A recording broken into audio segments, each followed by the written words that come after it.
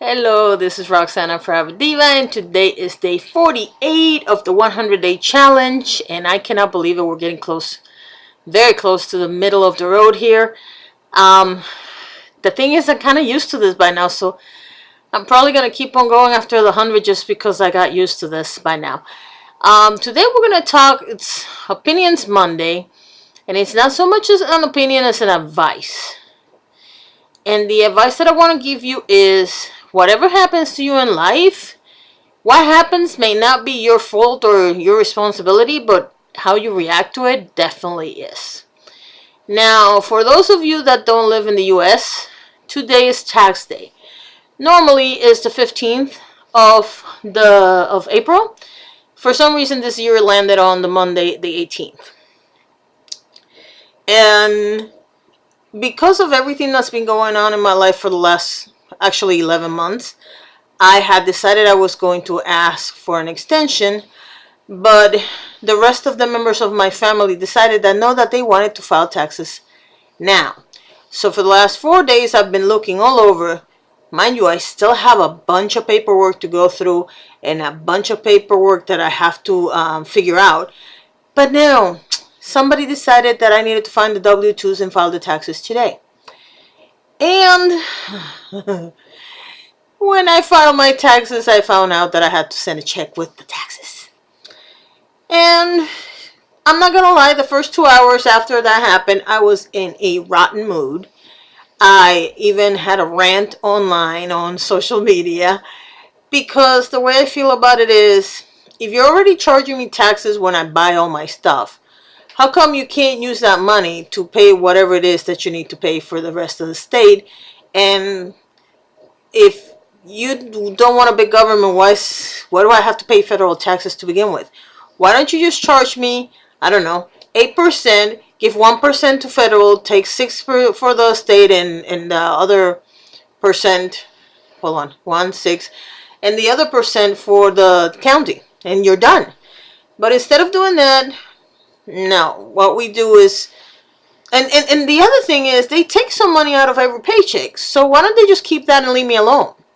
Now, they make me file this thing, instead of having, since they already know how much you make and everything, because they get a copy of your W-2 anyway, why don't they just send the form and say, okay, this is how much you paid, this is how much you owe. If you're in agreement, sign it. If you're not in agreement, come and make an appointment, and that's it. No, because we have to make things harder for everybody. So anyway, I had two choices. I could either be upset for the rest of the day and feel like crap, and since you guys know I've been sick for a week, stay sick, or I could just let it go, entertain myself with something else and forget all about it. And I had to choose the second one, because whether or not I want to pay taxes, or whether or not I agree with how the government spends my tax money, or whether I agree that I should even be paying taxes. I only worked 5 months last year. And, well, actually it was more like 3 months, and then 2 months I was on leave. And then I was in leave for the rest of the year. So, technically speaking, I only work at 100% of my paycheck for 3.5 months. And I still ended up paying a ridiculous amount of money. And it's ridiculous for me. It's not a big sum of money. It's big for somebody that only had a good income for 3-4 months of the year. So instead of getting bogged down by all that, I had to decide, you know what, I can't. I just let it go. I went ahead, wrote a check, sent it by mail. I have all my evidence that I sent it, and I'm done.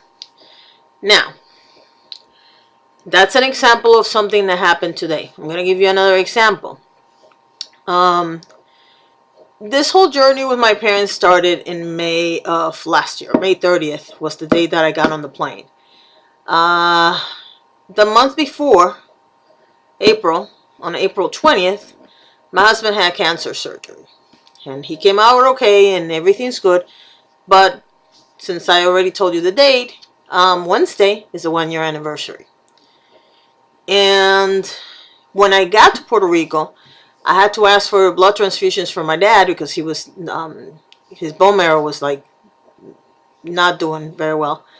And I remember one of my friends told me I couldn't donate blood because I had just traveled, and I guess the country he was visiting was on a list that you cannot donate at that point. But he ran into one of our old coworkers, and this person looked like, for what I understand, he had just been diagnosed with leukemia, which is, by the way, what this is my dad had. And he didn't look okay, and he looked like he was in shock. Now, for the conversation, I'm assuming, and I might be wrong, that the guy had just found out he had leukemia. Now, 2 months later, I was in Puerto Rico again because I decided to go and pick up my parents and bring them here. And another friend of mine that worked in the same place said to me, they just amputated his leg.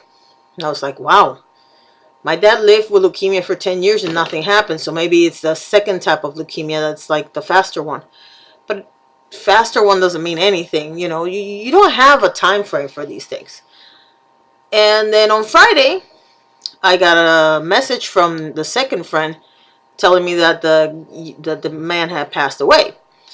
Now, he didn't last a year. From the time I found out until the time he died, he didn't even make it a year. But more importantly, I am fairly sure that the guy is at least 20 years younger than my dad. And that kind of got to me because I started thinking, you know, my dad died when he was 86. This person, probably 65. I'm going to be 50 this year.